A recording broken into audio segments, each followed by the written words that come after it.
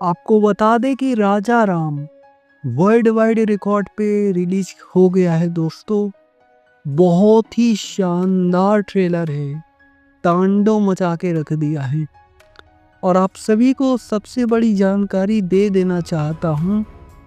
आपको बता दें कि राजा राम मूवी खेसारी लाल यादव जी का ट्रेलर रिलीज हो गया है वर्ल्ड वाइड रिकॉर्ड पर। और बहुत बड़ी खुशखबरी है।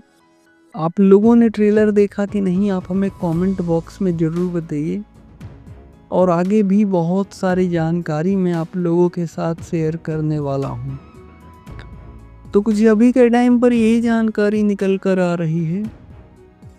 ऐसे ही भोजपुरी इंडस्ट्री से रिलेटेड तमाम न्यूज देखने के लिए आप हमारे साथ जुड़ सकते हैं हमारे YouTube चैनल को सब्सक्राइब करके। जी धन्यवाद दोस्तों।